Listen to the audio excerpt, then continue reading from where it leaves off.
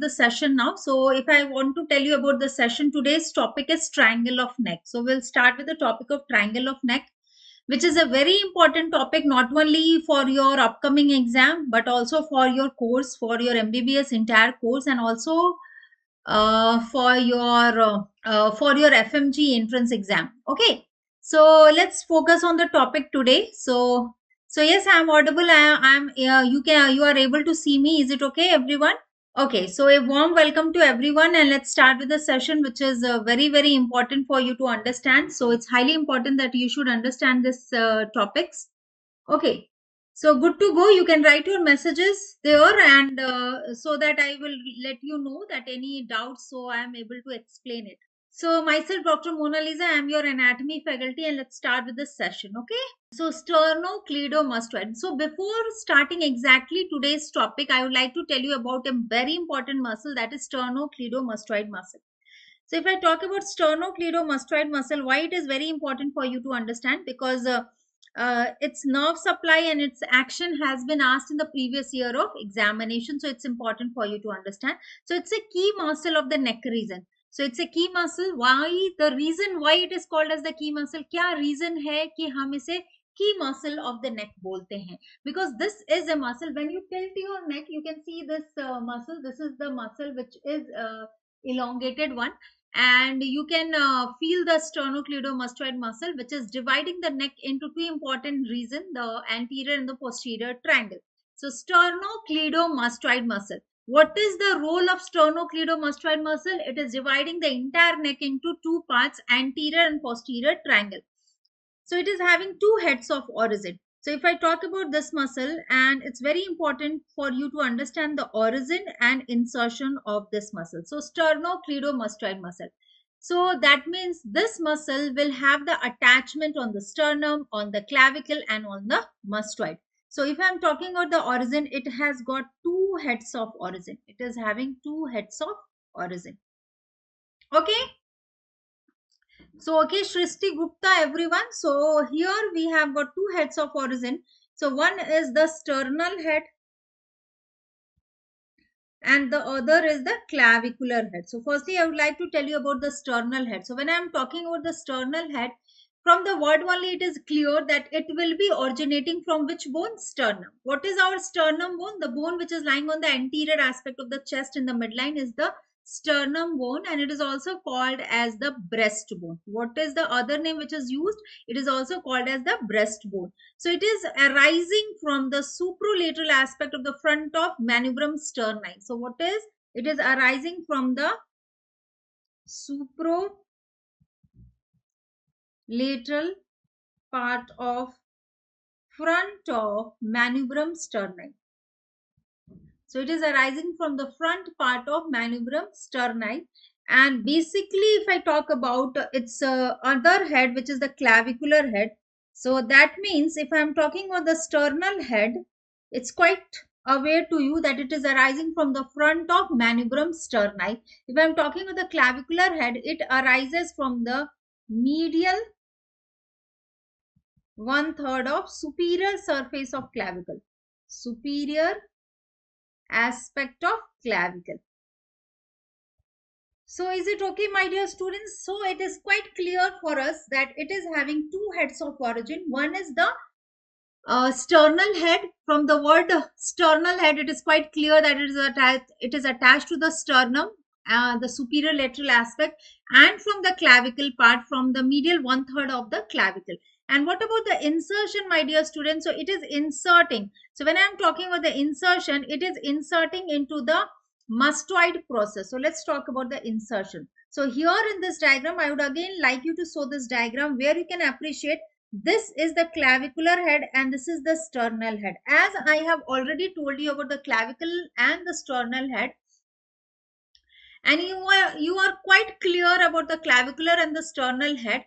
Now we can see from the clavicle the muscle originates from. So if I am talking about the clavicle, the muscle is originating from the medial 1/3 of clavicle, and manubrium sterni, the sternum, that is the superlateral aspect of the sternum. So this is the sternocleidomastoid muscle, and in this diagram you can appreciate which is shown you. If I slightly enlarge this image, it becomes quite clear for you that blue line which is shown in this image is the insertion point of manubrium sterni, and it is inserting onto the mastoid process and also on the superior nuchal line of the occipital bone. So what about insertion? The insertion is on the mastoid process and on the superior nuchal line of occipital bone. Superior nuchal line of occipital bone. Okay, clear, dear? Everyone, is it okay? So have you understood? Okay, please don't write on the screen, my dear students. Please don't write. So it's quite clear for us that we have got two heads of origin, the sternal and the clavicle. So the sternal head means it is arising from the sternum, and from the clavicle medial 1/3, the clavicular part of the sternocleidomastoid muscle arises. And what about the insertion? It is inserting onto the mastoid process and the superior nuchal line of the occipital bone. So we have done with this. Moving to the next. So the next important thing is, now again, so those who have written on the screen, please rub. I'm not the so you should please rub, don't write on the screen. Okay, so now talking about the arterial supply and also the nerve supply. So when I'm talking about the arterial supply, so if I'm talking about the arterial supply, let me just check with the participant. Okay, so students, please don't write on the screen. So those who have by mistake written, please just clean your screen. Okay, they have cleaned up. So arterial supply, when I'm talking about the arterial supply, the sternocleidomastoid muscle is a quite vascular muscle. So it is having the source of its arterial supply from the multiple sources. So the upper part get its arterial supply. If I'm talking about the upper part of SCM, that is sternocleidomastoid muscle, it is getting its arterial supply from the occipital artery and posterior auricular artery. Is it okay? Now, if I talk about the middle part, so when I'm talking about the middle part of sternocleidomastoid muscle, it is receiving its arterial supply from superior thyroid artery. From superior thyroid artery. Now, talking about the lower part. So when I talk about the lower part is receiving its arterial supply from suprascapular artery. From which artery? From suprascapular artery. So that means it is receiving arterial supply from multiple sources. It is receiving arterial supply from multiple sources. Okay. Okay, dear students, any doubt, please let me know. It's Srishti. Are you able to understand? And Dr. Rajpal Singh, Srishti and everyone, iPad 2 and everyone. So are you understanding? If you have got any doubt, please just let me know. So this is about the arterial supply, origin and insertion. Now, one of an important point which I would like to tell you is about the action of sternocleidomastoid muscle. So, sternocleidomastoid muscle has got two action which is shown in this image. So, one of it is when the muscle is having unilateral contraction. So, when the muscle is having unilateral contraction, you can see the image A. So my dear students, please see the image A. So image A is showing the action which is unilateral and image B is showing the action which is bilateral. So when the muscle contracts unilaterally, it tilts the head towards the same side. So it is tilting the head towards the same side. That means if sternocleidomastoid muscle of left side is active, it is tilting the head to the same side and rotating it to the other side. So it is tilting the head to the same side and it is rotating the head to the other side. So please see me. This is how the action of sternocleidomastoid muscle is demonstrated. Tilting in the head to the same side and rotating it to the other side. So this is the action of unilateral contraction of sternocleidomastoid muscle. And when the muscle contracts bilaterally, they draw the head forward. So they are drawing the head forward. So when you are lying down on the bed and then you are coming up from the bed, that is the tilting the head forward. Or when you are eating also, that is another example when you are tilting the head forward. Other important points about sternocleidomastoid muscle is it is an accessory muscle of inspiration. So it's important to know the nerve supply and action. So write on about action of SCM. What is SCM? Sternocleidomastoid muscle. So when the muscle contracts,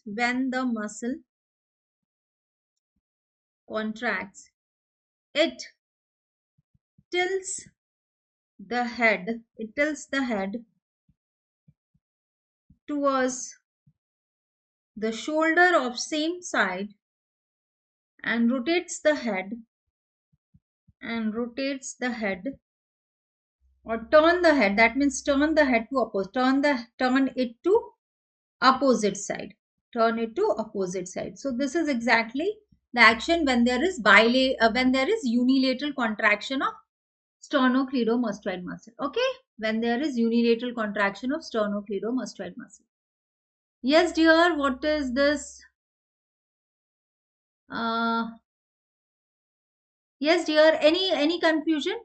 Sternocleidomastoid muscle is a very important muscle of head and neck region. Okay, Dr. Rajpal Singh, sternocleidomastoid muscle is an important muscle of head and neck region, which you can see. This is the muscle. So I am just showing you on my body. This is sternocleidomastoid muscle, and it is why it is important for us to understand sternocleidomastoid muscle is because this is the muscle which has got two action. One is when it is unilateral contracting and when it is bilateral contracting. So when I am talking about unilateral contraction, it is just tilting the head. It is tilting the head to the same side and rotating it to the opposite side. So see here, all of you just see to me. This is tilting the head to the same side and rotating the head to opposite side. So this is the action. So in other words, you can say the sideway gauge. So seeing or the sideway gauge. When we see in the sideway gauge, that is the action of sternocleidomastoid muscle when it is contracting unilaterally. Okay, dear. Now, this was one of the action. And what about bilateral? So I would also like to talk about bilateral contraction. So when the muscle contracts bilaterally. So when the muscle contracts bilaterally, so when it is contracting bilaterally, they draw the head forward. They draw the head forwards. As in lifting the head from the pillow, or bending the head during eating food. So these are the action of the sternocleidomastoid muscle. Okay, so we have done with the sternocleidomastoid muscle action. We have done its attachment, and I would like to also tell you before proceeding to the next, I'd also like to tell about sternocleidomastoid muscle nerve supply. So when I'm talking about a nerve supply, it's very important that SCM, when I'm talking about sternocleidomastoid muscle, this is the sternocleidomastoid muscle. If I talk about its nerve supply, it is getting its innervation from spinal accessory nerve. From which nerve? From spinal accessory nerve, which is the 11th cranial nerve, and also so not only this, other than that, it also receives proprioceptive fibers. So other than this, it also receives proprioceptive fibers from C2 C3 nerve. From which one? From C2 and C3 nerves. C2 and C3 cervical nerves. So that means sternocleidomastoid muscle is having dual nerve supply. So any idea when a muscle is having dual nerve supply, that means it is getting its innervation from more than one nerve. So that means it is receiving innervation from spinal accessory nerve, that is 11th cranial nerve, and it is also receiving innervation from cervical nerve, C2, C3 cervical nerve. So that is very important for you to understand. And let's talk about its action. So its action is it is rotating the head to opposite side and tilting it to the same side. So this is the action of unilateral contraction and bending the head forward. This is the action of bilateral contraction of sternocleidomastoid muscle. So yes, Dr. Rajpal Singh and others, is it okay? So can we solve an MCQ related to this topic? So let's solve an MCQ related to this topic. All of you can write your answer in the messages. So which of the following is a false or untrue statement about sternocleidomastoid muscle? It arises from sternum and clavicle. It inserts onto the mastoid process. And what is the motor supply? Spinal accessory nerve. It tilts the head to the opposite side. So can you tell me which is the wrong statement about sternocleidomastoid muscle? So my dear students, those who are live, they can just give me the answer. What is the wrong statement? So I got an answer from iPad 2. What about others? So iPad 2 has given the answer D. What about others? So all of you, please write your messages. Okay. So one more student has given the answer right in the screen only. So yes, both of you are correct. The right answer is D, that it tilts the head to opposite side. That is wrong. It rotate the head to the opposite side. That means it rotate the head to the opposite side. This is the right answer. It rotate the head to the opposite side and tilts the head to the same side. So please write your answers in the message box. Okay, there is a message box in which you can write the answer. So this is the question from the previous year. Now moving on to the next topic.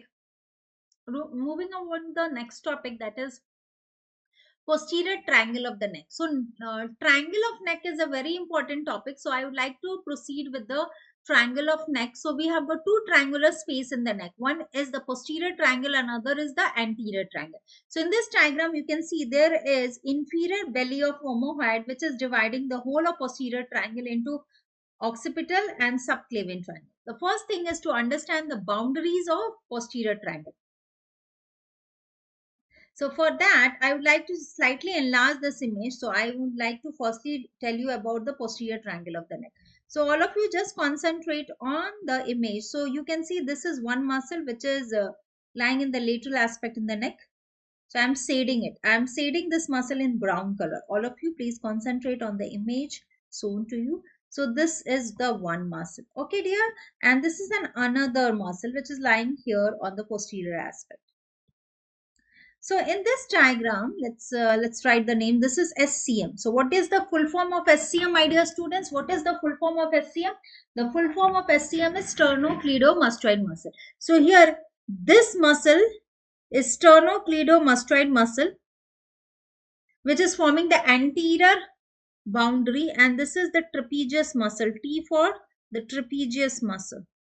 Okay, so sternocleidomastoid muscle is forming the anterior. It is forming the anterior boundary of the posterior triangle, and trapezius muscle is forming the posterior border of posterior triangle of the neck. Now, the apex. If you will see, this is the apex where the sternocleidomastoid muscle. Superiorly, we have got the apex. So this is the apex which lies on the superior aspect. So superiorly, we have got the apex of posterior triangle, which is formed by joining two muscle. Which two muscle, my dear students? The sternocleidomastoid and trapezius muscle. And lower down, we have got, if I talk about the lower aspect, this is what is called as this is the base. So base is formed by which bone? Base is formed by the clavicle bone. Base is formed by the middle 1/3 of the clavicle bone. So this is all about the boundaries of posterior triangle of the neck. So let's write it. Let's write the heading, boundaries of posterior triangle of the neck. So all of you write the notes along with me. Boundaries of posterior triangle of the neck. Okay, so boundaries of posterior triangle of the neck. So if I talk about the boundaries, it is having an anterior boundary and it is having a posterior boundary. So if I talk about anterior boundary, anteriorly,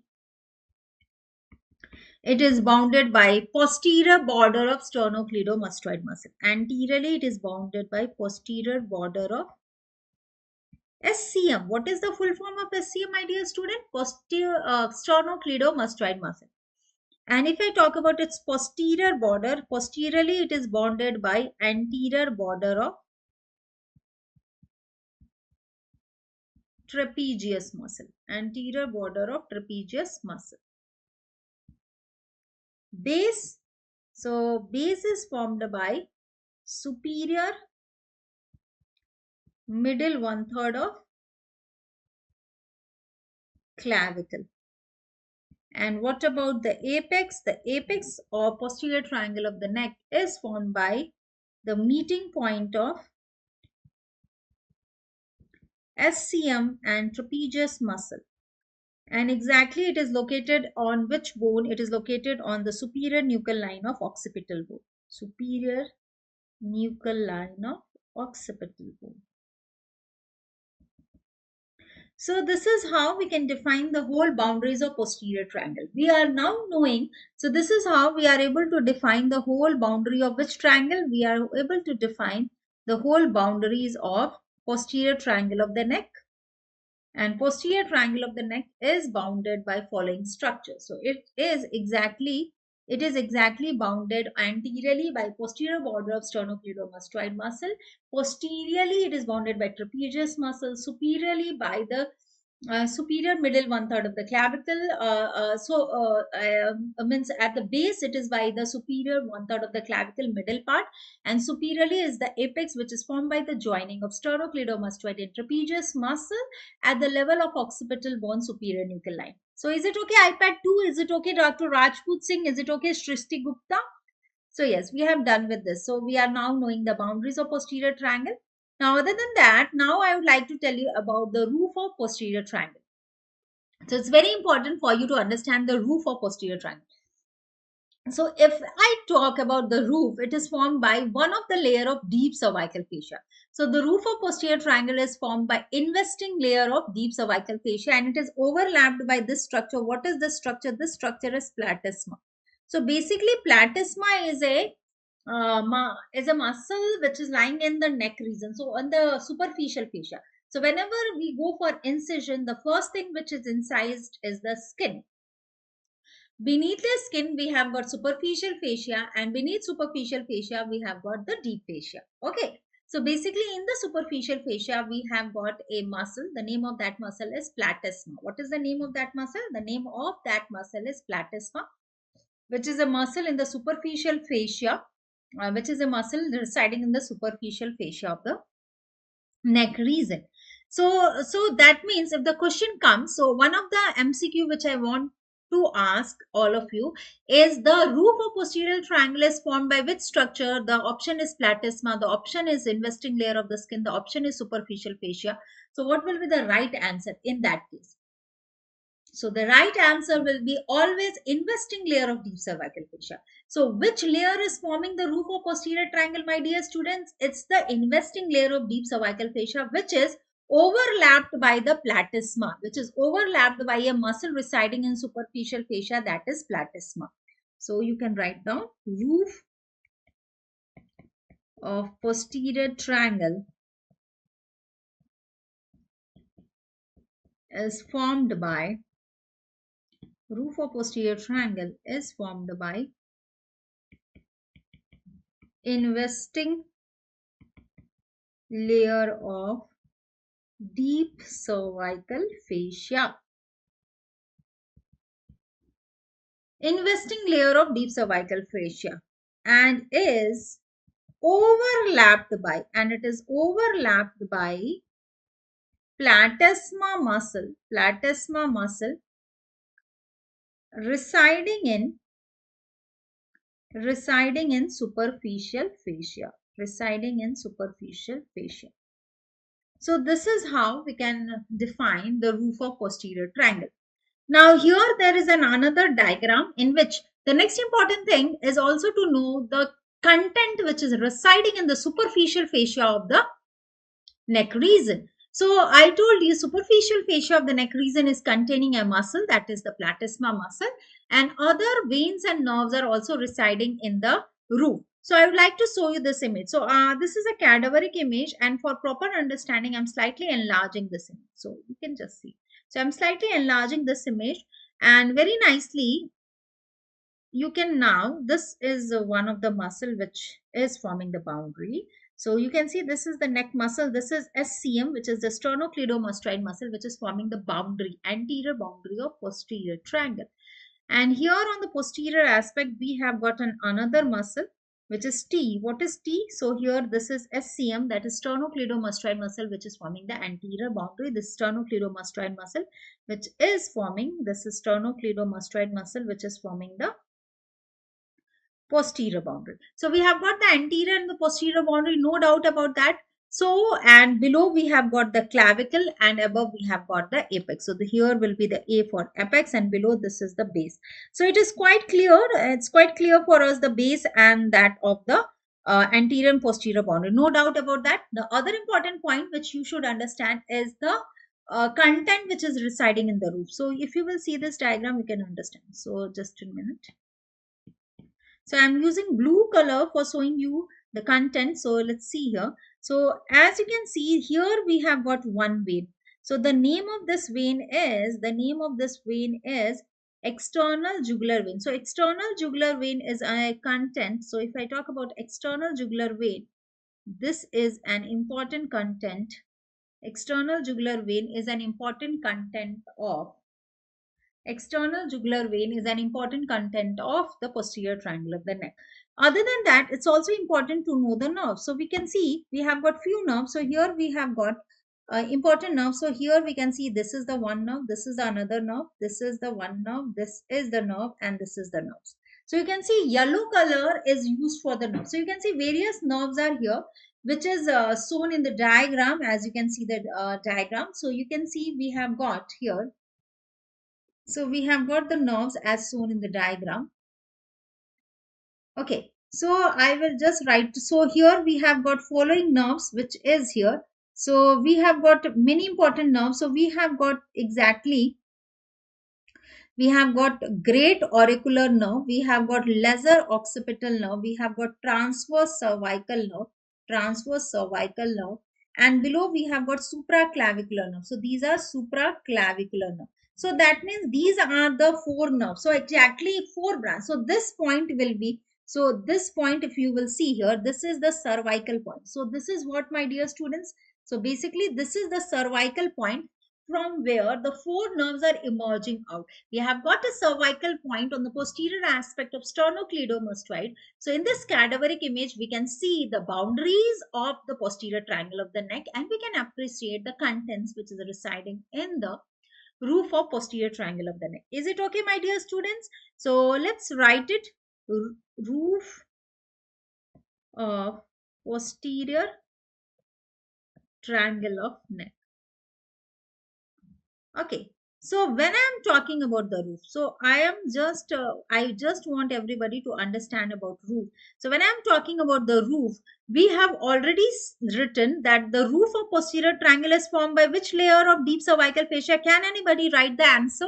So it's please write the answer. What is the layer which is forming the roof of posterior triangle of the neck? So just now we have written also. So which layer is that? I have just told you about one of the layer of deep cervical fascia. Which layer, my dear students? That is the, I am getting an answer from iPad 2, and C is absolutely right. C or he, I don't know the name. Investing layer. Very good. Investing layer of deep cervical fascia. Very good. Right answer, dear. So yes, they are absolutely right. So iPad 2 is absolutely right. Investing layer of deep cervical fascia. Investing layer of deep cervical fascia is the right answer, that is forming the roof of posterior triangle, which we have already discussed. Now, in this point, I am writing the content of the roof. So, we are talking about the content of the roof. So, if I talk about the content of the roof, it is containing one vein. What is the name? The name is external jugular vein. External jugular vein.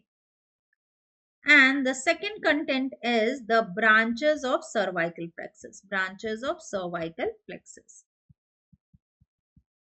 So if I talk about the branches of cervical plexus, we have got four nerves. We have got the name of four nerves. So please write on the name.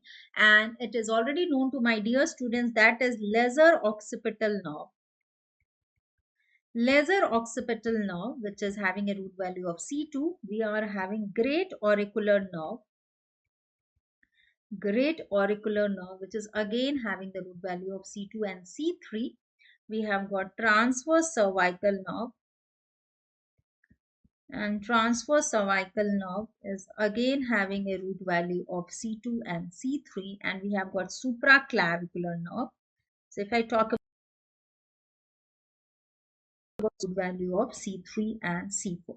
So that means the whole content. So if I just summarize this, the whole content of, if I'm talking about the entire content which is residing the roof of posterior triangle, is the external jugular vein and the four branches of cervical plexus: lesser occipital nerve, great auricular nerve, transverse cervical nerve, and supraclavicular nerve.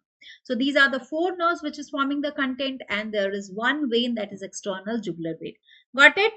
Now we have done with the roof of the posterior triangle. Now I would like to talk about the floor of posterior triangle. So if I talk about the floor of posterior triangle, all of you again appreciate this fascia of the deep cervical fascia.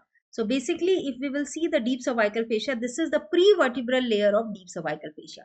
So basically, prevertebral layer of deep cervical fascia is covering the floor muscle of the posterior triangle. So, which is the layer of deep cervical fascia which is forming the floor. So, the floor of posterior triangle of the neck is formed by prevertebral layer of deep cervical fascia. So, it is formed by prevertebral layer of deep cervical fascia. Okay. Floor of posterior triangle is formed by prevertebral layer of deep cervical fascia. And exactly one of an important content, that is the spinal accessory nerve, will be traversing between the two planes, between the two parts covering the floor, the investing and the prevertebral layer of deep cervical fascia, that is the spinal accessory nerve. Now, other than that, let's talk about the floor muscle. So, which are the floor muscles? So, exactly if I talk about the floor muscle, there is an image in which the floor muscle has been shown to you. This is the image which is showing you the floor muscle of the posterior triangle. We have got following muscle. We have got semispinalis capitis, splenius capitis, levator scapulae, scalenus medius muscle. So these are the four muscle which are the primary muscle which is forming the floor of posterior triangle. Other than that, sometimes the first digitation of serratus anterior muscle also forms the floor muscle of posterior triangle of the neck. So that means we are quite aware about the floor, about the floor layer of deep cervical fascia, the floor, that is the prevertebral layer of deep cervical fascia which is forming the floor of posterior triangle. The investing layer of deep cervical fascia is forming the roof. So it is okay. And here in this diagram, we can see the anterior border is formed by sternocleidomastoid. Posterior border is formed by trapezius muscle. Apex is formed by the joining of trapezius and sternocleidomastoid muscle. And floor is formed by the clavicle bone on the lower aspect. So till now we have covered. So before proceeding to the next topic, that is the content of posterior triangle, can anybody tell me if you have got any doubt till now?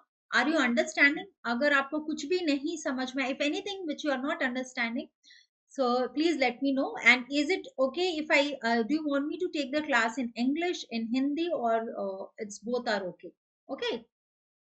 Is it okay, my dear students? So till now we are knowing the boundaries of the posterior triangle. We are knowing the roof of the posterior triangle. We are knowing the muscles of the floor of posterior triangle covered by the prevertebral layer of deep cervical fascia, and we are quite aware of these layers. So my dear students, the iPad, the Srishti Gupta, that Sanjeev, Mr. Sanjeev, anyone, so those who are live, please let me know. Is it okay? Can I proceed with the content?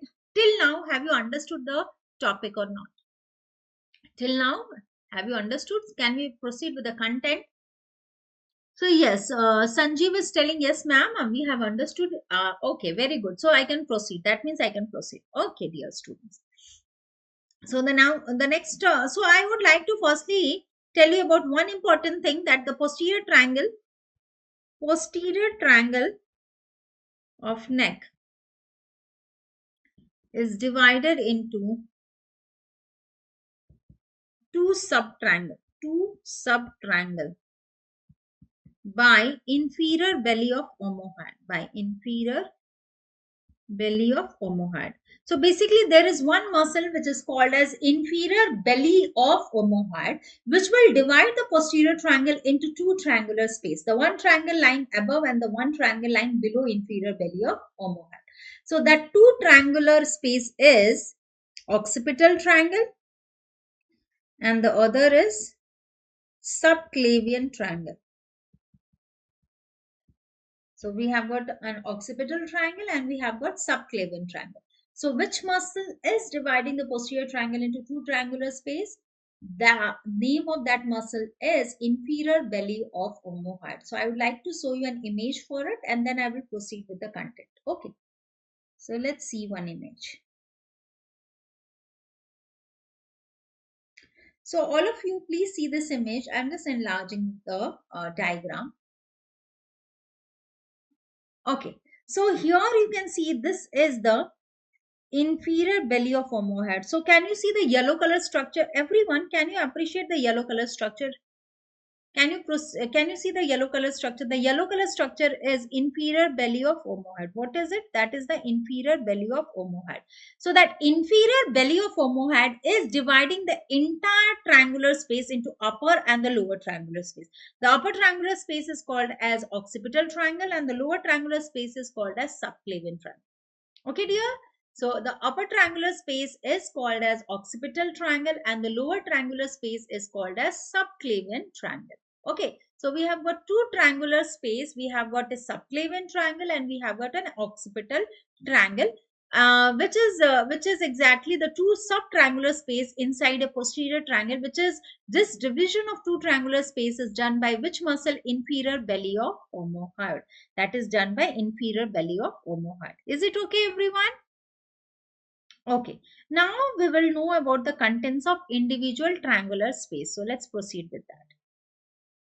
Now, I would like to again show you that this is the posterior triangle and this is inferior belly of omohyoid, which divide the posterior triangle into occipital triangle above inferior belly of omohyoid and subclavian triangle below inferior belly of omohyoid. Next important thing is to know the content. So occipital triangle is called as upper part of the posterior triangle is occipital triangle because it contains occipital artery. Subclavian triangle is the triangular space below inferior belly of omohyoid. It is called as subclavian triangle because it contains subclavian nerve. It contains subclavian vessels. The main reason is it contains subclavian vessels. So basically, there are so many contents. The contents of occipital triangle has been shown with the red color. The contents of subclavian triangle has been shown with green color. So the contents of subclavian triangle is shown with green color. They are the nerve to subclavius, the subclavian artery vein, the suprascapular nerve, and the trunks of brachial plexus. Other than that, we have got other important contents like lymph nodes. We have got the terminal part of external jugular vein. We have got superficial transverse cervical artery too. If we talk about the triangular above, that is the occipital triangle, it is containing occipital artery and occipital lymph node. It contains spinal accessory nerve. Actually, the spinal accessory nerve is the most important content of posterior triangle. Why, I will further explain you. Actually, exact location of spinal accessory nerve is, it is located between, so exact location, if I talk about exact location of spinal accessory nerve, it is located between the roof and the floor. The roof is formed by investing layer of deep cervical fascia and the floor is formed by prevertebral layer of deep cervical fascia. So exactly in between the roof and the floor, the nerve is sandwiched. And the nerve, what is the name of that nerve? Spinal accessory nerve, which is exactly traversing between the roof and the floor of posterior triangle. Other exactly spinal accessory nerve is an important nerve which is giving innervation to sternocleidomastoid and trapezius muscle. Okay, so it is giving innervation to sternocleidomastoid and trapezius muscle. We can also find that these are the cervical branches nerves which are the content. We have got the suboccipital lymph node which is the content, and lower to it we have got the subclavian triangle. I just want everybody to enumerate. So I just want that everybody should write the contents of the posterior triangle. So write down contents of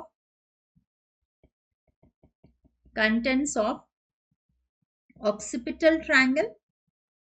So firstly, we'll talk about the contents of occipital triangle. So what is occipital triangle? Already known to you, the triangular space which is lying above the inferior belly of omohyoid.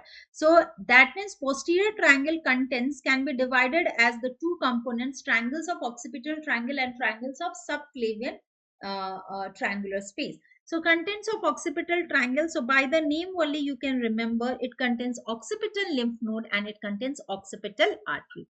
What does it contains? It contains occipital lymph node and it contains occipital artery. Other than that, it contains third and fourth cervical nerves. It contains 4 cutaneous branches of cervical plexus. So I think you are knowing it. If you remember, I have already told you about the four cutaneous branches of cervical flex, which is the content in the roof. So that four structure which is seen in the roof of the occipital or posterior triangle is actually residing. It's actually coming from the. It's also the content which is residing in the posterior triangle. So what is the name of that four nerves? What is the name of that four nerves? Anybody remembers? I have already told you the name of that four nerves. If you anybody, what is the name of that four nerves? So they are transverse cervical. They are transverse cervical nerve. They are transverse cervical nerve. They are transverse cervical nerve. They are great auricular nerve. They are lesser occipital nerve. They are transverse cervical, that is great auricular, lesser occipital, and supraclavicular, and that of supraclavicular nerve. Okay.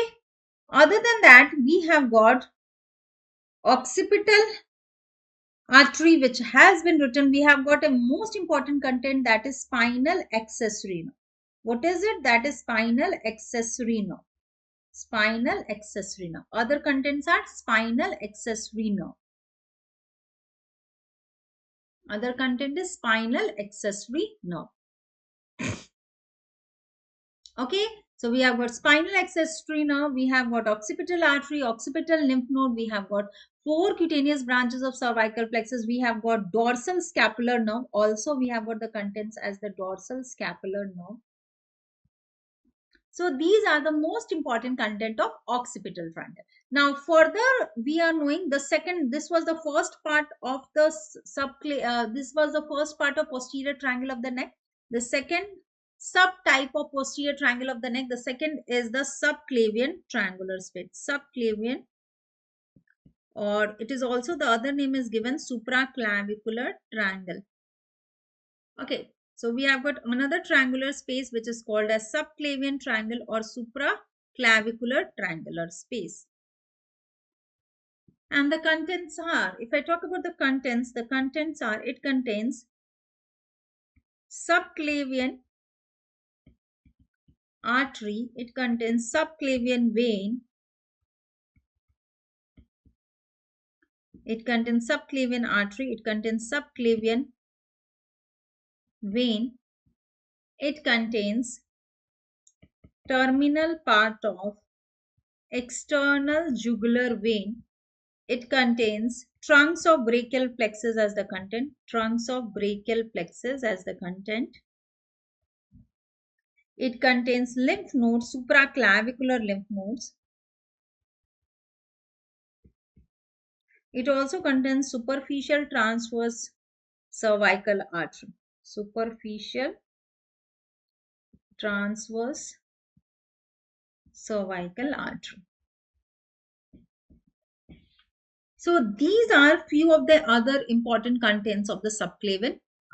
These are the important contents. These are the important contents of the subclavian triangular space. So basically, it's very important for you to know the contents of subclavian artery. It's very important for you to know the contents of occipital triangular space. Okay. So done with this. So we have got the contents here. Is it okay, everyone? Can I proceed further? Is it okay, everyone? Now, before that, I just want to elaborate. Actually, I would like to give you the details of spinal accessory nerve as an important content. So basically, the clinical questions come from this topic. Okay, why spinal accessory nerve is very important? Actually, the spinal accessory nerve, just now I told you, spinal accessory nerve is a very important content of posterior triangle. It is supplying or giving innervation to two muscles. One is sternocleidomastoid muscle and the other is trapezius muscle. So if I talk about one of the topic of upper limb, we have got innervation of the upper limb muscle. So we have got actually a muscle which is called as trapezius muscle lying in the back, which inserts into the upper limb bone. And basically, if I talk about trapezius muscle, it is innervated by spinal accessory nerve. It is innervated by which nerve, my dear students? It is innervated by spinal accessory nerve. It is innervated by spinal accessory nerve. Okay, so it's important that you should be quite aware of the action of this important muscle. So basically, if I talk about spinal accessory nerve, you have to know about the action of sternocleidomastoid muscle, because clinical question can come when I'm talking about sternocleidomastoid muscle. Its action elevating. Its action is protruding the head forward, elevating the head forward, like when we are eating something or we are coming up from the bed, or when there is bilateral contraction. If I talk about unilateral contraction of the sternocleidomastoid muscle, it is tilting the head to the same side and rotating it to the other side. This is the action. If I talk about trapezius muscle, it is involved in the elevation of the shoulders. It is also involved in the overhead abduction. What do you mean by overhead abduction? That means abduction above 90 degree. This is abduction above 90 degree. So abduction above 90 degree is done by trapezius muscle along with serratus anterior muscle. So here serratus anterior muscle will be innervated by long thoracic nerve, which is a branch from the root of brachial plexus. So that means whenever a question comes about the clinical anatomy of spinal accessory nerve, they will give you the literature of the muscle being paralyzed. Either they will give you the details of the paralysis of trapezius muscle, or they will give you the details of the paralysis of which muscle? Sternocleidomastoid muscle, and you have to identify the case. And also you should know that spinal accessory nerve is commonly injured if there is any pus lymph node in the posterior triangle, and the surgeon is draining that lymph node or releasing the pus from that region. In that case, sometimes there can be injury of spinal accessory nerve. So done. Other, you have to by heart the content. So can we come up with the solving the MCQs related to posterior triangle? Everyone, can we come up with solving the MCQs? So let's solve the MCQs. Let's solve the MCQs related to posterior triangle. So I think one of the MCQ you have already solved. Now let's come up with the solving next MCQs of posterior triangle. Is it okay? So let's come up with the second MCQ of this session. All of the following are the contents of occipital triangle except. So suprascapular nerve, great auricular, lesser occipital, occipital artery. So which is not the content of occipital triangle? All of the following is the content of occipital triangle except the one. Okay, can anybody give me the answer? Occipital triangle they are asking. So it's Srishti, Zoom user, iPad 2, anyone who wants to give me the answer. All are the contents of occipital triangle except. So there is one of the nerve which is not one of the nerve or the artery which is not the content of occipital triangle. Anyone who wants to give the answer, otherwise I will come up with the explanation. So again, C. Okay, if the students are telling D or C, C, lesser occipital. So just see, no dear, you are wrong. So basically they are asking about occipital triangle. Please pay attention to this. They are asking about occipital triangle. They are not asking about they are not asking about suprascapular triangle. So basically the right answer is suprascapular nerve. So exactly, suprascapular nerve is the content of subclavian triangle. It is the content of subclavian triangle. It is not the content of occipital triangle. It is not the content of occipital triangle. It is the content of subclavian triangle. So suprascapular nerve is not the content of occipital triangle. That will be supraclavicular. So see here, I have written supraclavicular. Can you see the name? The name is supraclavicular, not suprascapular. Suprascapular is a nerve or branch of trunk of brachial plexus, and we have seen here that trunks of brachial plexus is the content of subclavian triangle. That means suprascapular nerve will be the content of subclavian triangle. It will be the content of subclavian triangle, not the occipital triangle. So just you have to read the option nicely. Suprascapular nerve is the term used, not supraclavicular. Supraclavicular nerve was the content of occipital triangle. Suprascapular nerve is a branch of trunk of brachial plexus, upper trunk of brachial plexus. So it becomes a content of subclavian triangle, not that of occipital triangle. Is it okay? iPad and Zoom, everyone, is it okay? Now let's move on to the next. So this is a clinical MCQ. I want you to solve this clinical MCQ. I would like to read it for you. A 43-year-old woman came with a large abscess in the middle of right posterior triangle of the neck. Okay. The physician incised and drains the abscess. 5 days later, the patient noticed that she could not extend her right hand above. She could not extend her right hand above her head to brush her hairs. So, which of the following are the sign and symptoms of additional harm? Damage to scalenus medius, injury to suprascapular nerve, injury or cut to the spinal accessory nerve, spread of infection to shoulder joint. So, the key point in this clinical MCQ is she has noticed that she could not extend or brush her hairs. That means overhead abduction is involved.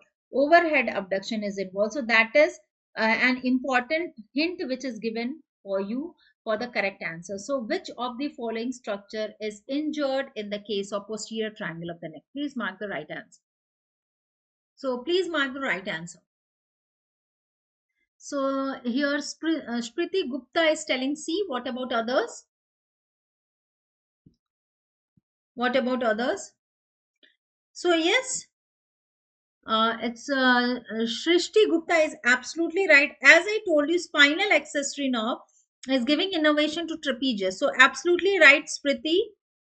Absolutely right, Shriti Gupta. She is absolutely right. Yes, as I told you, spinal accessory nerve is the common nerve to be injured in the region of posterior triangle of the neck. So, posterior triangle of the neck, spinal accessory nerve is injured. That means two muscle is paralyzed, sternocleidomastoid and trapezius muscle is paralyzed. So, when these two muscles can be paralyzed, if there is an injury of spinal accessory nerve, spinal part of accessory nerve. If there is an injury of spinal part of accessory nerve, this can lead to the injury. If there is an injury of spinal accessory nerve, if there is an injury of spinal accessory nerve, that means sternocleidomastoid muscle or trapezius muscle can be injured. In this case, overhead abduction is involved. That means trapezius muscle is paralyzed. Absolutely correct, dear. Absolutely correct.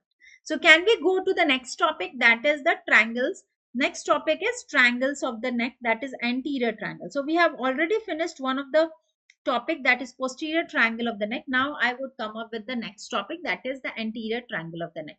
So in this triangle, in this diagram, we can appreciate the anterior triangle of the neck, and we can clearly see that in anterior triangle of the neck, the boundaries are, so the in anterior triangle of the neck, the boundaries are, we have got sternocleidomastoid muscle as its boundary. Okay, so we can clearly see the sternocleidomastoid muscle is forming the boundary. Okay, so this is actually forming its posterior boundary, and the mid neckline. So mid neckline is forming the anterior boundary, and sternocleidomastoid is forming the posterior boundary. Above we have got the mandible, which is forming the base, and below we have got suprasternal notch. So this is forming the apex. Suprasternal notch. Exactly above the sternum, we have got a notch here, that is suprasternal notch, which is forming the apex. So here apex is lying downward. So overall boundary of anterior triangle is anterior neckline, which is lying anteriorly, sternocleidomastoid muscle, which is lying posteriorly. Above is the base of the mandible, and below is the suprasternal notch. So anterior triangle boundaries. Boundaries of anterior triangle of the neck. So if I talk about the boundaries, it is bounded anteriorly by, on the anterior aspect, it is bounded by anterior median line of neck. And if I talk about posterior boundary, posteriorly it is bounded by anterior border of sternocleidomastoid muscle. And if I talk about the base, the base is formed by lower border of body of mandible. Also an imaginary line extending till the mastoid process, and the apex is formed by suprasternal notch. Apex is formed by suprasternal notch. So everyone is aware about the boundaries of anterior triangle. We have finished about the posterior triangle. If I talk about anterior triangle, it is anteriorly bounded by anterior mid neckline, which is extending from symphysis menti to suprasternal notch. Posteriorly by sternocleidomastoid muscle, above by the base of mandible till the imaginary line till the mastoid process of the temporal bone, and below by the suprasternal notch. This is the boundary. Now let's talk about the subdivision. Actually, it's very important that we should be aware of the subdivision of posterior triangle of anterior triangle of the neck. So like we are knowing that the posterior triangle is subdivided into occipital triangle above and the subclavian triangle below. In case of anterior triangle, there is the presence of, so we have got here, so in this diagram, if I enlarge it, you can see we have got two muscles. So here we have got superior belly. This is superior belly. So this muscle is superior belly of omohyoid, and we have got digastric muscle. So this is the digastric muscle along with the stylohyoid muscle. So basically the digastric muscle, so the black muscle which I have highlighted, so we have got a digastric muscles and we have got a omohyoid muscle. So these two muscle will divide the entire space of anterior triangle into four subtriangular space. What is it called as? Submental triangle, submandibular triangle, and cardiac triangle and muscular triangle. What is important for you is to know the details of these subtriangular spaces. So which two muscle? Please write down. So please write down digastric muscle and that of superior belly of omohyoid. Digastric muscle and that of superior belly of omohyoid. Digastric muscle and superior belly of omohyoid divides the anterior triangle into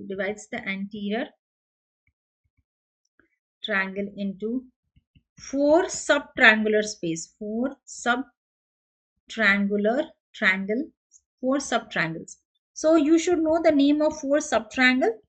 What is the name? The name are submental triangle, submandibular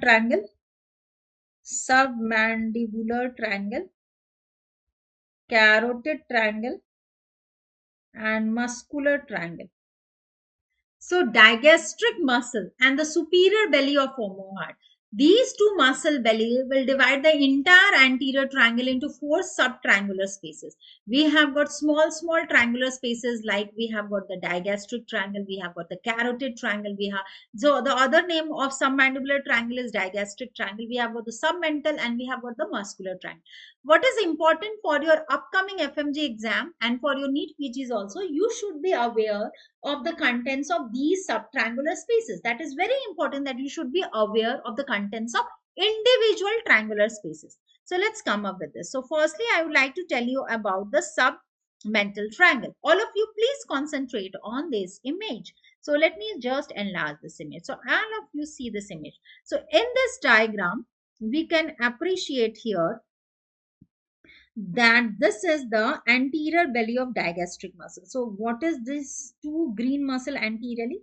So here this two are the anterior bellies of digastric muscle. This is anterior belly of digastric muscle. So digastric muscle is a muscle which is having two bellies, anterior and posterior belly. Actually, this is again an example of hybrid muscle. The anterior belly is innervated by the first pharyngeal arch nerve, that is the mandibular nerve, and the posterior belly is innervated by the facial nerve. Okay, so that means mandibular nerve, if I talk about anterior belly of digastric nerve, it is a muscle of first arch. Posterior belly of digastric is a muscle of the second arch, that is the facial nerve. So basically in between the two digastric muscle and the base is formed by this bone, which is this bone. This is the hyoid bone and this is the apex. So this is the apex which is formed by symphysis menti. What is this? This is symphysis menti. So that means the boundary of the submental triangle. If I am talking about the submental triangle, it's a small triangular space here. It is bounded by on two sides by the digastric muscle anterior belly, below by hyoid bone, and above by the symphysis menti, that is the midpoint of the mandible here. So submental triangle boundaries. Please write down here. Boundaries of submental triangle. So when I'm talking of the boundaries of submental triangle, it is bounded on each side by anterior belly of digastric muscle. Anterior bellies of digastric muscle. It is bounded by anterior belly of digastric muscles on each side. Apex by symphysis menti. Apex by symphysis menti. Base by hyoid bone. Base by hyoid bone. So this means symphysis so that means on each side. So on each side it is bounded by anterior belly of digastric. Apex is formed by symphysis menti. Base is formed by hyoid bone. So this is how the boundary of submental triangle is formed. Is it okay, my dear students? This is the apex which is formed by symphysis menti. Here will be the hyoid bone, and on each side there will be the anterior belly of digastric. So this will lead to the entire boundaries of the submental triangle. Okay. So now other than that, let's talk about the contents. Next important point which is asked in the NEET-PG exam and FMG exam is the content of submental triangle. Submental triangle. So very easy to memorize the content of submental triangle. It's very easy. It contains, so by the name only it is clear, it will contain the submental lymph node and it will contain the submental vein. So it contains submental lymph nodes as the content. It contains submental lymph node as the content. It contains submental vein. And it also contains the commencement of anterior jugular vein, beginning of anterior jugular vein. It also contains anterior jugular vein. So these are the three important contents of submental triangle. So is it okay, everyone? Everyone? Okay. Are you able to understand the content and the boundaries of submental triangle? Clear, my dear students? The boundaries and the content of submental triangle. Can I proceed with the next triangular space? Please let me know, my dear students. Is it okay? Can we proceed with the next triangular space? Is it okay? iPad 2, Avi, Shrishti. Okay, dear. Yes. So now I would like to ask one of the MCQ which has been asked in the previous year from this topic. On each side or both the side, the submental triangle is bounded by which of the following? Anterior belly, posterior belly of digastric, hyoid or mylohyoid. Can everybody give me the answer? The iPad 2, Srishti Gupta and the others who are live. Please give me the correct answer. So I got an answer from Srishti. What about others? Srishti has given already the answer and she is absolutely correct. Dr. Rajpal, iPad 2, anybody else wants to give the answer? Yes, Srishti is absolutely right. Anyone else? Yes, anterior belly of digastric on each side is forming the boundary of submental triangle. So a thumbs up goes for Srishti, a thumbs up goes for iPad 2. Is it okay? Can we move on to the next? So can we move on to the next triangular space, that is the digastric triangle? Is it okay, everyone? Yes. So now let's move on to the digastric triangle. The other name of digastric triangle is submandibular triangular space. So for that, I would again like to enlarge this image. So let's see. So clear-cut images will be shown to you so that your concept is clear. You can solve the MCQs which are directly asked from the upcoming examination for the upcoming examination of FMG or NEET-PG, or a cadaveric image or an image-based question, okay, or a clinical question. Now here the green color highlighted area in this image, the green color highlighted area in this image is the image for the digastric triangle, which is the submandibular triangle. Now the boundaries, let's talk about the boundaries. So what is this? Which bone is this, my dear? Which bone is this? This is mandible. Which bone is this? This is the mandible. So this is forming the base. So this bone, which is the mandible, this is what bone? This is mandible. So base is formed by the lower border of mandible. No doubt about everyone, no doubt. Base is formed by the base of mandible, and the apex, if you will see, in the apex you can see this is the intermediate tendon. So in the apex you can see there is an intermediate tendon. So this is the apex which is formed by the intermediate tendon. So basically the apex will be formed by the intermediate tendon. So you can see this is the anterior belly of digastric, and here this will be the posterior belly of digastric. So anterior and posterior belly of digastric is connected by this. I have highlighted this green structure. What is this? This is the apex, which is formed by intermediate tendon of the two bellies of the digastric muscle, which is attached to a bone. Which bone is this? And this bone is the hyoid bone. So it is attached to a hyoid bone. So now we are quite clear about the base and the apex. What is the next? So we should also know the anterior and the posterior boundaries. So anteriorly, if you will see antero-inferiorly, basically this area is the submandibular or digastric triangle, this area. So antero-inferiorly, if I talk about, so let me use a brown color for it. So this is one muscle which I have highlighted, and this is the other muscles which I want to highlight. So yes, so I have used brown color for highlighting this muscle. So here we can see antero-inferiorly, this is the anterior belly of digastric muscle, and posteriorly we have got the posterior belly. We have got the posterior belly of digastric muscle. Along with it, we have got stylohyoid muscle also. Two bellies are together, no? So we have got the anterior and posterior belly. Along with it, with this muscle is stylohyoid muscle. So that means stylohyoid muscle and the posterior belly of digastric. So stylohyoid muscle and the posterior belly of digastric muscle is forming the posterior border. So posterior border. So posterior inferior border. So this is the overall boundary of green color highlighted area, that is the digastric triangle or the submandibular triangle. So everyone, okay, I will write this boundary. Have you understood the boundaries? Please let me know, my dear students. These are showing you the boundaries. Okay, so now let's talk about boundaries of digastric triangle are apex. So if I talk about apex, apex is formed by intermediate tendon. Intermediate tendon of digastric muscle attached to hyoid bone. Base is formed by mandible. Mandible.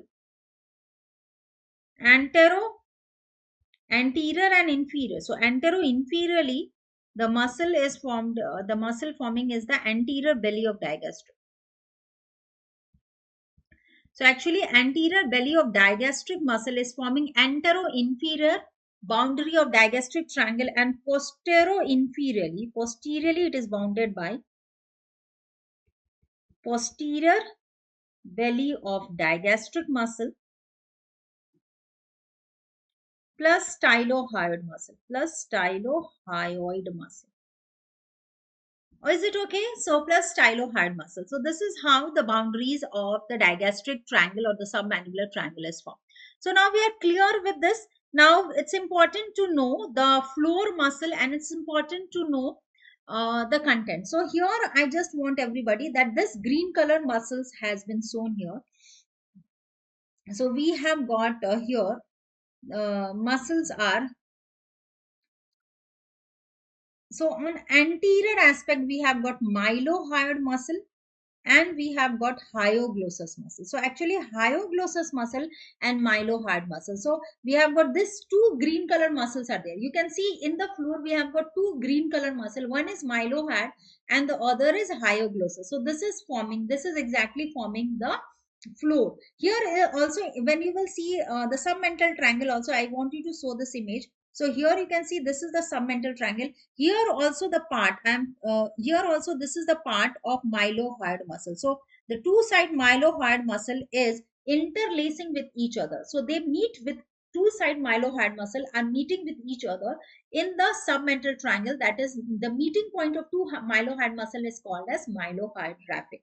Now, so again going towards the floor muscle. So floor muscle. So write down floor muscles of digastric triangle. So floor muscles of digastric triangle are two important muscles which has been shown in the diagram. Mylohyoid muscle and hyoglossus muscle. So we have got hyoglossus muscle and we have got mylohyoid muscle. Other than that, in some books they have also written a part of middle constrictor muscle, a part of middle constrictor muscle, a part of middle constrictor muscle is also forming a part of middle constrictor muscle. So middle constrictor muscle is a muscle of pharynx. It's a muscle of pharynx. So this is also forming the floor muscle of digastric triangle. This is also forming the floor muscle of digastric triangle. Now we have done with this. Now the other important point is to know the content of digastric triangle. So now the next important point is to know the content of digastric triangle. So we have to know what are the important structure which is forming the content inside the digastric triangle or submandibular triangle. So the naming of digastric triangle is submandibular triangle, and the reason is that it contains the submandibular gland, which is the most important content. Now, for that, I would like to show you this image. So just in this image, you can see we have got the mylohyoid muscle as the floor muscle. Over it, we can see the submandibular gland is located. So we can see the submandibular gland. So we can see the submandibular gland is shown here, and this submandibular SMG, this submandibular gland is the most important content of digastric triangle. Other than that, we have also got the submandibular lymph node, we have got mylohyoid nerves and the vessels, we have got facial artery, facial vein. So many important structures are the content. So basically, I would like to show you a cadaveric image. All of you just see, this is the cadaveric image showing the dissection done on the digastric triangle. So we can see SMG, the submandibular gland. So we can see the submandibular gland as the content. And as I told you, we have also got an important artery as the content. So I'm using red color for highlighting the artery. This is the facial artery, and we can see the vein. We can also see the vein. So we can see the vein also. So here in this diagram, we have got facial artery as the content. We have got the facial vein as the content. So the other contents are submandibular. The other contents will be, so we have got the other contents as the submandibular gland. We have got the facial artery, facial vein. And on deep dissection, when the deep dissection is done, we can see on deep dissection, we can see an important content, an important nerve running in the over the carotid vessels. We can see we have got the hypoglossal nerve. So hypoglossal nerve is the name of 12th cranial nerve, which is an important content. Other than that, we can see the nerve to mylohyoid. We can see nerve to mylohyoid as the content. Part of important is the nerves and the vessels. So we have got all these important structure as the content of the digastric triangle. So let's write that the content. So let's write the heading contents of digastric triangle.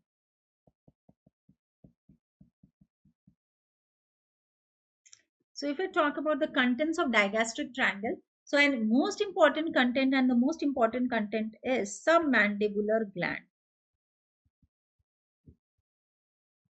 So submandibular gland is the content, the submandibular lymph node. The submandibular lymph node will also be the content, and also we will have the facial vein and facial artery.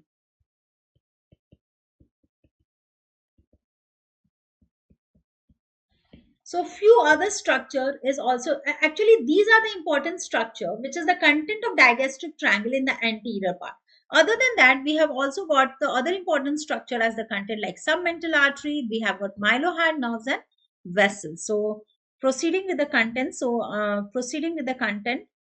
we have got mylohyoid nerves and vessels.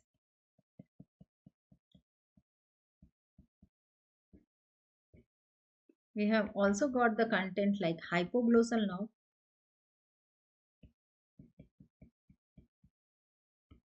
We have got also the hypoglossal nerve, and also I just want other structures passing between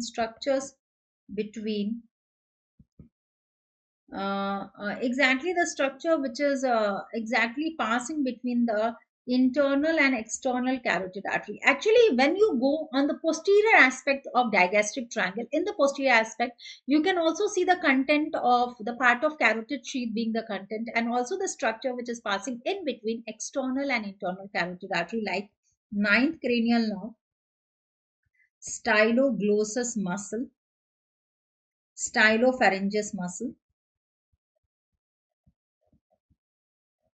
stelloid process. So actually stelloid process of temporal bone. So that means styloglossus muscle, which is a muscle of tongue, stylopharyngeus muscle, which is a muscle of pharynx, glossopharyngeal nerve, that means ninth cranial nerve, and stelloid process. So these are few contents which will be passing in between external and internal carotid artery and which is lying in the posterior part of digastric triangle. Other than that, we will have the contents. We will have the part of external carotid artery and carotid sheath part, also the content in the posterior aspect of digastric triangle.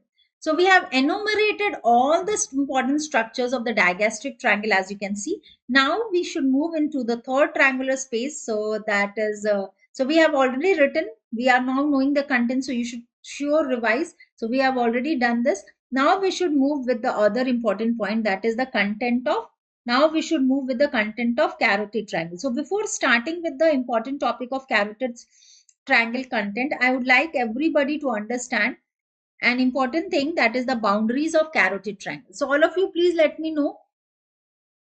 Till now, is it okay? Have you understood all or you want me to review? So we have finished with the two subtriangular spaces of anterior triangle. Now we have to just complete two more triangular spaces, that is carotid triangle and the muscular triangle. So before exactly starting with that, I would like to tell you, I would like to ask you, till now, is it clear?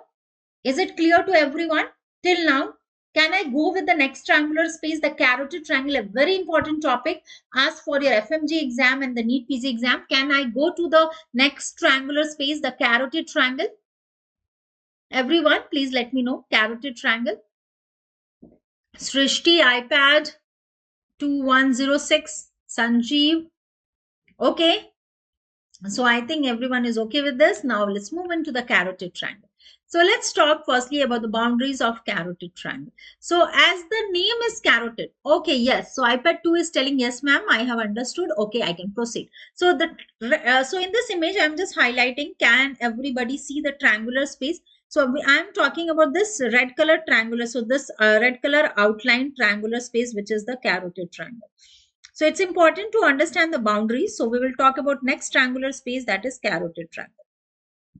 So if I have to tell you about carotid triangle, it is posteriorly bounded by sternocleidomastoid muscle. So on the posterior aspect, you can see this muscle. This is the sternocleidomastoid muscle. So on the posterior aspect, we have got the sternocleidomastoid muscle. So on the posterior aspect, we have got sternocleidomastoid muscle. So on the posterior aspect, we have got sternocleidomastoid muscle. Okay. Now on the so we have got sternocleidomastoid muscle on the posterior aspect. No doubt about this. Okay. Is it okay? Now, if I talk about so this was, and if I talk about superior aspect, superiorly we have got stylohyoid and digastric muscle. So superiorly you can see two muscle bellies has been shown in this diagram. Okay. And antero-inferiorly, if you will see, we have got omohyoid superior belly. Omohyoid superior belly, this muscle. So omohyoid superior. So these three structures are forming the entire boundary of carotid triangle. On the posterior aspect, the sternocleidomastoid muscle. On the superior aspect, we have got stylohyoid and that of the digastric muscle. We have got posterior belly of digastric muscle. And on the antero-inferior aspect, we have got the superior belly of omohyoid. So let's write down the boundaries. So let's write down the boundaries of carotid triangle. So the boundaries of carotid triangle are superiorly, on the superior aspect. So superiorly we have got superior aspect. On the superior aspect, we have got posterior belly of digastric muscle. Along with posterior belly of digastric muscle, along with it, we have got stylohyoid muscle on the superior aspect. And talking about anterior and inferior aspect, antero-inferiorly. And when we talk about antero-inferior aspect, so antero-inferiorly, if I talk about it, is bounded by superior belly of omohyoid. superior belly of omohyoid. And let's talk about the posterior boundary. So posteriorly, if I talk about posteriorly, the carotid triangle is bounded by, on the posterior aspect, the carotid triangle is bounded by sternocleidomastoid muscle. Which muscle, my dear students? Sternocleidomastoid muscle. So this is how we define the boundaries of carotid triangle. And next important thing is to know the content. Okay, before starting the content, it's also important to know the floor muscle. So I just write down the name of floor muscles. So the floor muscles, exactly, if I talk about the entire roof of anterior triangle, the entire roof of anterior triangle is also formed by investing layer of deep cervical fascia. So here we have got floor muscles. So we have got thyrohyoid muscle forming the floor muscle. We have got hyoglossus muscle forming the floor muscle. We have got middle constrictor muscle and inferior constrictor muscle. We have got middle constrictor muscle and we have got inferior constrictor muscles. So actually these are the floor muscles. These are the four muscles. So we have got four floor muscles which is forming the floor of carotid triangle. The thyroid muscle, we have got the two constrictor muscles of the pharynx, the middle and inferior constrictor, and we have got one of the muscles of tongue, that is hyoglossus muscle. So these four muscles are forming the floor of carotid triangle. Now it's important to know the content. So basically the name of carotid triangle is named as the carotid triangle. The reason is why it is called as carotid triangle. The reason is because it contains all the carotid artery. It is containing the external carotid artery. It is containing the common carotid artery. It is containing the internal carotid artery. Actually, it is containing all carotid arteries. So it is named as carotid triangle. So in this diagram, you can see the red color arteries are the carotid triangle. So we have got the arteries, we have got internal jugular vein. So exactly most important content is all the carotid arteries along with nerves and the vein. We have got internal jugular vein and we have got vagus nerve. So basically one more diagram is there where you can see the carotid arteries has been shown to you. So basically you can see we have got the common carotid, external and internal carotid arteries. We have got also the other important nerves, the lower three nerves. We have got the hyoglossal nerve, that is the 12th cranial nerve. We have got the accessory nerve and we have got the vagus nerve. So basically these three nerves, the last three nerves, 10th, 11th and 12th. 10th, the last three nerves, that is 10th, 11th and 12th, along with the common carotid artery, internal carotid artery, the external carotid artery, all these are the contents of the carotid triangle. So write down contents of carotid triangle. Contents of carotid triangle. So basically the reason why it is termed as carotid triangle is the content of all carotid arteries. So it contains common carotid artery. It contains the external carotid artery. It contains the internal carotid artery. It also contains the last three cranial nerves. What is it? Vagus nerve, the accessory nerve, the hypoglossal nerve. So vagus means which nerve, my dear students? The 10th cranial nerve. Accessory means the 11th cranial nerve. And hypoglossal nerve means the 12th cranial nerve. That is the last three cranial nerves are the content and all the carotid arteries are the content. Now, here I would like to also tell that the other important contents are like carotid sheath. We have got the deep cervical lymph node. We have got also, so actually on the anterior wall of carotid sheath, there is ansa cervicalis, a nerve loop, that is ansa cervicalis, which is connecting which is formed by the cervical nerve C1, C2. And cervical nerves are there. So basically the ansa cervicalis, I will explain ansa cervicalis in detail. And we have got the carotid body and carotid sinus as the content of carotid triangle. So few more important contents. So here the image is there. Which you can see the external, internal carotid artery, the common carotid artery. The branches of external carotid arteries are also shown. 5 branches are there. The lingual, the superior thyroid artery, the ascending pharyngeal, occipital arteries. We have got these important contents, and other than that we have got the vagus nerve, the 10th, the spinal accessory, the 11th, and that of the hypoglossal nerve and internal jugular vein as the content. So basically, if I talk about the further contents of the carotid triangle, if I further talk about the contents of carotid triangle, it is containing the carotid. So I have already written the contents. I would like to elaborate more contents. So it is containing carotid sheath. And my dear students, what are the structures which is residing inside the carotid sheath? The important structure residing inside the carotid sheath is the carotid arteries. It contains IJV, internal jugular vein, and it contains vagus nerve, the 10th cranial nerve. So other than that, it also contains the ansa cervicalis.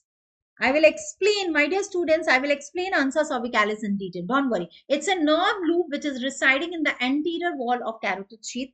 It contains deep cervical lymph node. It contains carotid body and carotid sinus. It also contains carotid body and carotid sinus. Okay.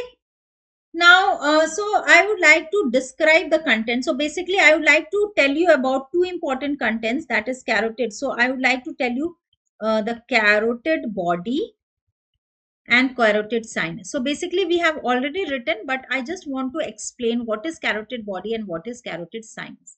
So for that, I would like to show you an image. Okay. So here you can see actually many of the students get confused. Whenever I have taken the session, sometimes the students are getting confused. What is carotid body and what is carotid sinus? So for that, I would like to show you this image. So basically, you can see carotid body is located at the bifurcation of common carotid artery. So common carotid artery will bifurcate into two important arteries, internal and external carotid artery, and at the level, so located at the level of, so carotid body is a chemoreceptor which detect the changes of carbon dioxide and oxygen in the arteries, inside the arteries, and it is located in the adventitia or the bifurcation of common carotid artery. We have got another structure, that is carotid sinus, as you can see. And when I am talking about carotid sinus, it's a neurovascular structure. It is located in the, it is basically sensitive to changes in the blood pressure, so it is baroreceptor, and it is basically it is seen in the dilatation of the carotid artery. So it's a dilatation in the wall of carotid artery.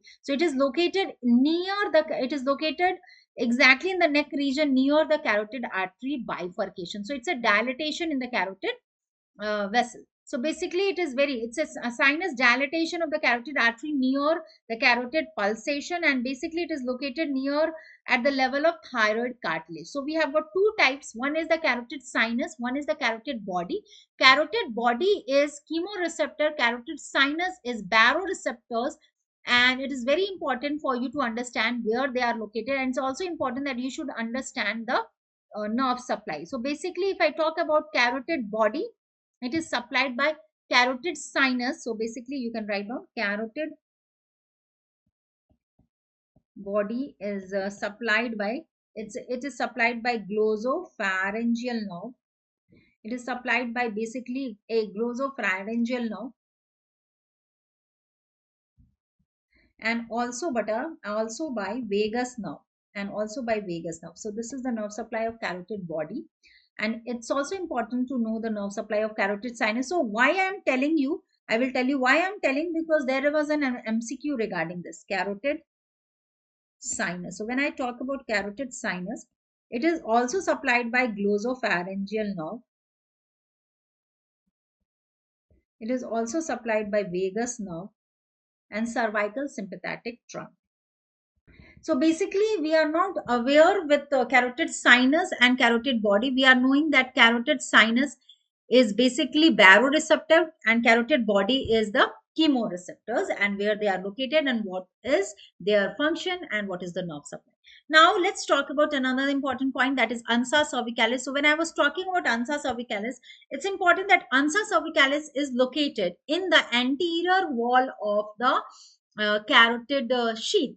Now, here you can see the formation of ansa cervicalis is via C2, C3 nerves. So this is exactly C2, C3 nerve is forming the lower limb of ansa cervicalis, and C1 is forming the upper limb. So C1 is running, as you can see, close to the hypoglossal nerve. So this is exactly the nerve loop which is giving innervation to the infrahyoid muscle. So it is giving innervation to the superior inferior belly of omohyoid along with sternohyoid and sternothyroid. So basically, exactly all the infrahyoid muscle, that is omohyoid, two bellies, the sternohyoid and sternothyroid, is supplied by ansa cervicalis nerve loop, except one, that is thyroid. Actually, thyroid is the odd man out muscle, which is supplied by C1 nerve carrying the fibers of hypoglossal nerve. So exactly, if I'm talking about this nerve loop, that is ansa cervicalis, this nerve loop is formed by C2, C3 as the lower limb. C1 is forming the upper limb of ansa cervicalis. Ansa cervicalis is a nerve, is a cervical, it's a nerve loop, is a nerve loop embedded in anterior wall of carotid sheath. So it is embedded in the anterior wall of carotid sheath. So it's very important for you to understand that if I'm talking about ansa cervicalis nerve loop, it is basically embedded in the anterior wall of carotid sheath, and its superior limb is formed by C1, and its inferior limb of ansa cervicalis loop is formed by C2 and C3. The other important point is all the infrahyoid muscle is supplied by ansa cervicalis loop, except which one muscle? Except thyroid muscle. Except which muscle, my dear student? Except thyroid muscle. That is very, very important for you to understand. Now I would like to show you a image, a cadaveric image. I'm just enlarging this, where I want you to show you the artery. So this is which artery? This is the carotid artery, my dear student. This is the carotid artery. As you can see in this image, this is the carotid artery. And here also we can see here the nerve. So we can see the vagus nerve is here. So we have got V for the vagus nerve. So this is the V for the vagus nerve. And we can also see the vein. We have internal IJV is the internal jugular vein. Now, so in this diagram, we can see I have highlighted here the carotid arteries, the vagus nerve, and IJV, that is the internal jugular vein. And I have used red color for the arteries, yellow color for the vagus nerve, and IJV, the internal jugular vein, blue color. So these are the three contents of the carotid sheath. And as I told you, in the anterior wall of carotid sheath, in the anterior to these structure, there is a nerve loop. So basically, I would like to highlight the nerve loop. Now you can see in this diagram, this is the nerve loop. So you can see this is exactly the nerve loop which is lying on the anterior aspect of it. So now if you will see this diagram, you can appreciate if I'm talking about these nerve loop. So SR means superior root and IR means inferior root. This nerve loop is ansa cervicalis, and ansa cervicalis nerve loop, now you can understand that it is exactly embedded in the anterior wall or sheath of carotid sheath. So now it is clear that ansa cervicalis loop is embedded in the anterior wall of carotid sheath, which is giving innervation to infrahyoid muscle, all except thyroid. So basically, if I talk about thyroid, you can see this thyroid muscle is supplied by C1, which is passing through the hypoglossal nerve. And this is the two loops, superior and inferior root of ansa cervicalis, which is forming this loop. And it is giving innervation to sternohyoid, sternothyroid, inferior belly, and omohyoid. Inferior belly and superior belly of omohyoid muscle. So done with this. Now I would like to tell you about one. So all of you, please solve one MCQ regarding this. All of the following muscle is supplied by ansa cervicalis except the odd man out. I have explained just now. So I think most of you are knowing this answer. This was the previous year MCQ from the NEET-PG exam and that of FMG exam. So there is one muscle which is not supplied by the nerve loop, ansa cervicalis. So yes, Shrishti Gupta, iPad 2, M2, Sanjeev, anyone who wants to give the answer can just give me the answer so that I can move with the last triangular space, that is the muscular triangle. Anyone wants to give the answer? Otherwise, I will move to the last triangular space. So yes, I got an answer here from, yes dear? Okay. So basically, as I have told you, we have got exactly the nerve loop. So basically, if I talk about the nerve loop, so yeah, Okay, D.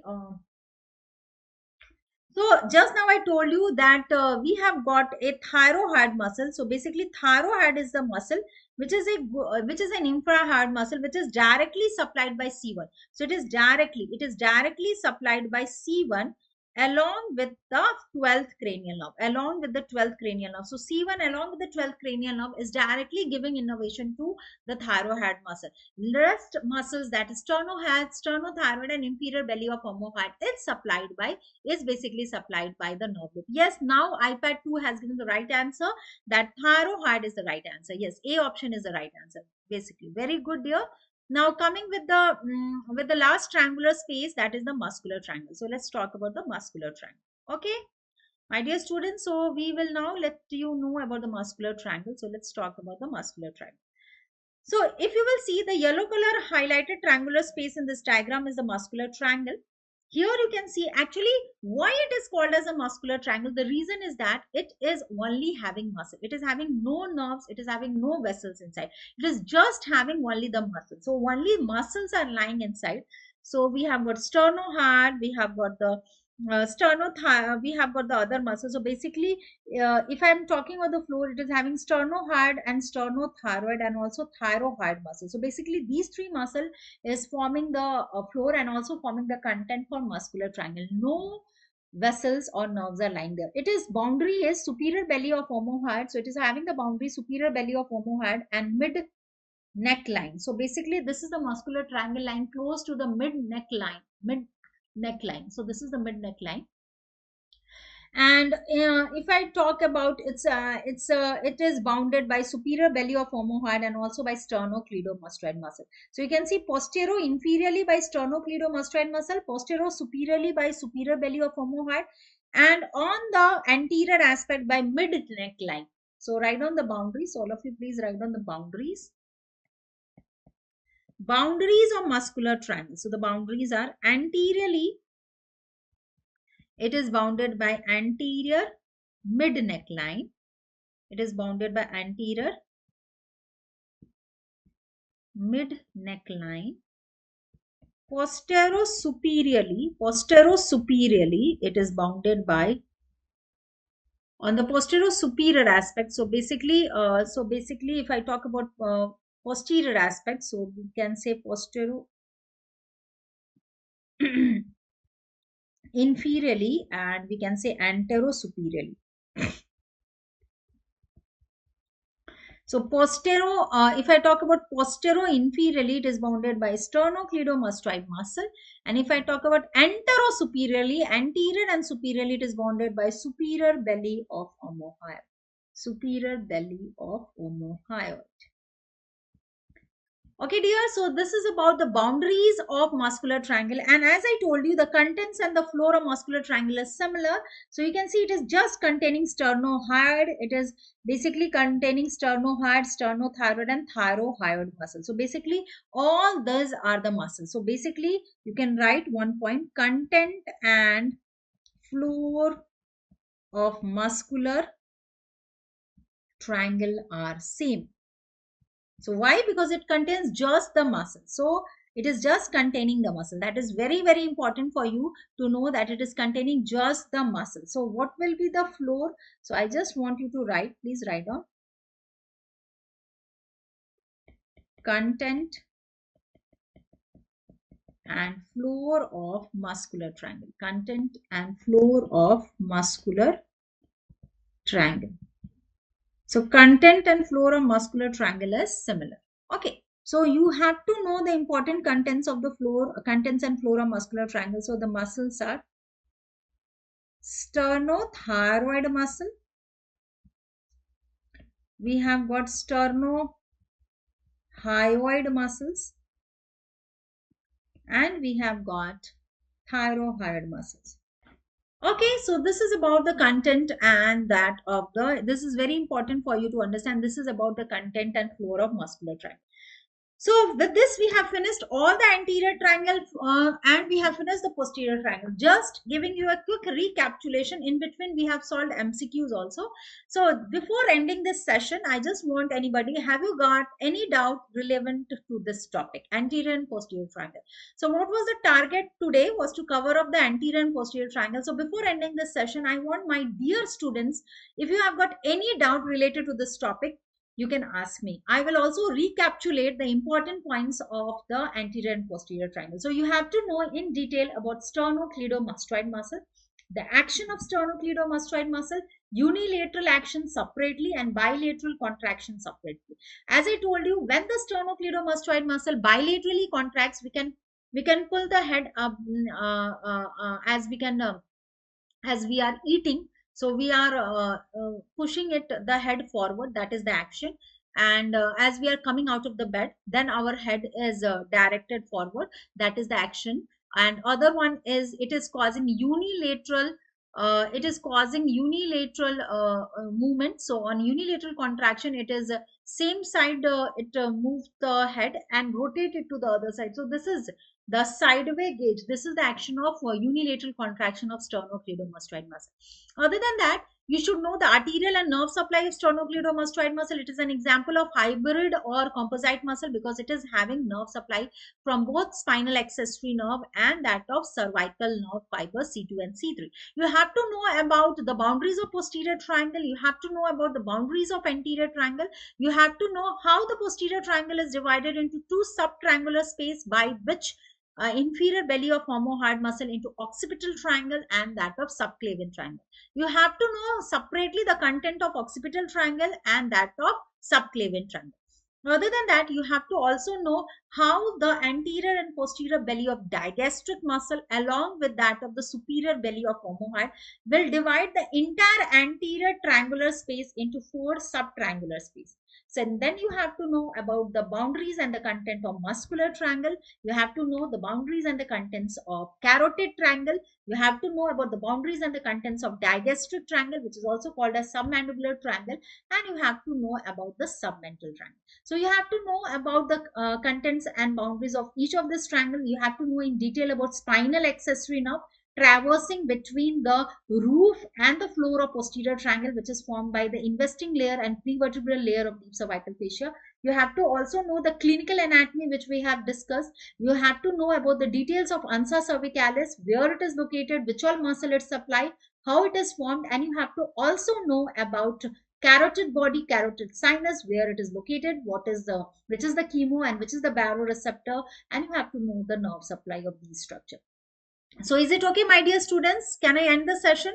I hope this session was useful for you. And in the upcoming batch, all the best to my dear students. And in the upcoming live batch of anatomy, which will be taken by me, I will go in the details of each and every topic, which is must topic and very important topic for your upcoming FMG and NEET-PG exam. We will also solve all the previous year MCQs along with the session which I will take, along with the cadaveric images done, along with the sectional anatomy. Is it okay? Can I end the session now? Please tell me. We will again meet in the next session. Okay, dear students. So I'm just ending the session.